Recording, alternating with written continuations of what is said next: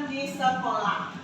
Kemudian yang ketiga, membimbing ekstrakurikuler untuk kepemukaan dan PKS. Kemudian yang kedua itu adalah memimpin pembelajaran. Contohnya yang kami ambil itu adalah merencanakan pembelajaran yang berpihak kepada murid atau menerapkan pembelajaran yang berdiferensiasi. Kemudian yang kedua itu adalah menyajikan pembelajaran yang inovatif. Pembelajaran yang inovatif misalnya itu bisa dikembangkan misalnya dengan menggunakan metode atau teknik mengajar yang disesuaikan dengan materi pada saat kita di kelas.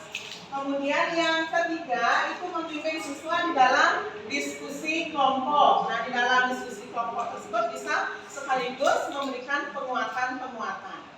Kemudian yang ketiga itu adalah mendorong kolaborasi. Kegiatannya itu adalah aktif mengikuti kegiatan MJMB baik di tingkat sekolah ataupun tingkat kabupaten dan tingkat provinsi. Kemudian aktif dalam kegiatan komunitas sekolah. Kebetulan di sekolah saya di SMA 2 itu sudah terbentuk komunitas Wisma.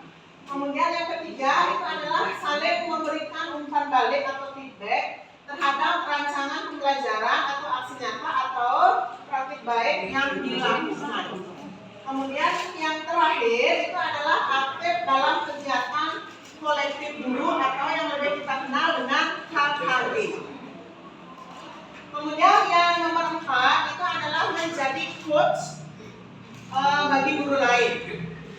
Yang pertama itu adalah berbagi praktik baik kepada rekan sejawat. Kemudian menuntun rekan sejawat yang mengalami kendala dalam melakukan kegiatan pembelajaran. Kemudian yang terakhir itu adalah menggerakkan komunitas praktisi, yakni mengajak guru-guru aktif dalam komunitas di sekolah.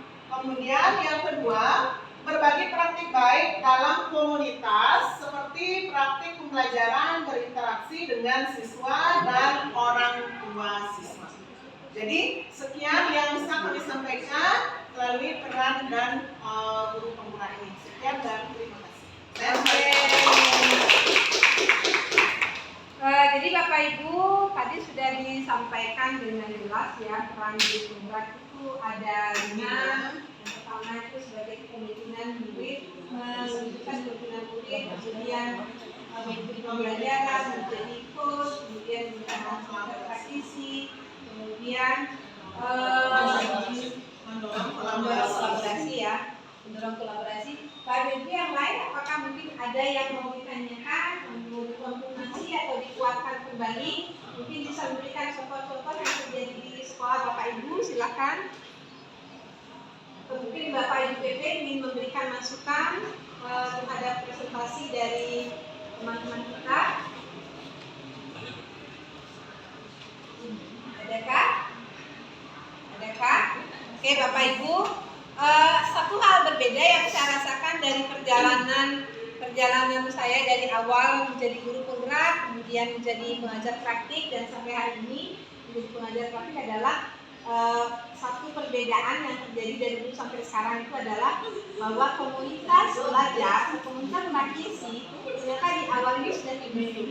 Kalau zaman saya apa sih mengenal aja enggak, mengenal saja tidak. Jadi kita benar-benar apa sih ini mau loka karya itu apa sih?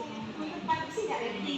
Tapi sekarang ternyata di sekolah sudah ada dan di situ kan tinggal menguaskan saja, kemudian juga nanti menambah apa yang mesti kita lakukan sehingga komunitas itu akan terpelihara keberlanjutannya. Tidak hanya terbentuk, kemudian dilakukan, tetapi tidak memberikan dampak.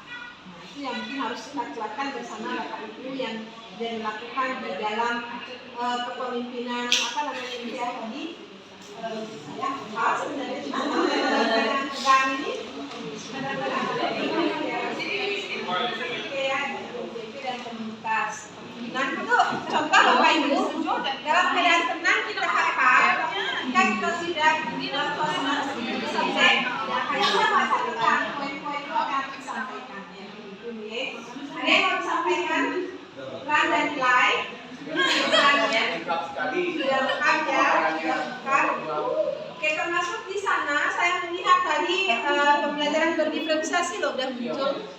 Ya, dulu jangankan saya di form kedua ini diferensiasi nanti di modul 2 baru muncul, tapi teman-teman sudah dilaksanakannya di sekolah, makanya saya udah jadi PP ya disantai. Kalau dulu lumayan itu diferensiasi apa, kan kalau sekarang sudah ada jelas-jelas dari luar, maka kita bersyukur makanya banyak hal yang berkurang, waktu dikurangi.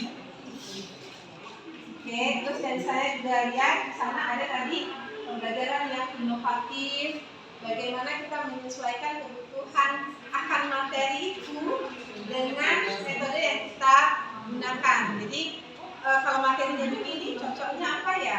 Bapak Ibu jangan mengecilkan arti dari apa namanya itu ya, ceramah ya. Jangan mengecilkan baru sekarang tidak ini ceramah hilang. Ya, bukan seperti itu. Kalau memang perlu ceramah ya ceramah aja. Tapi kalau seharian ceramah nanti orang pada lari.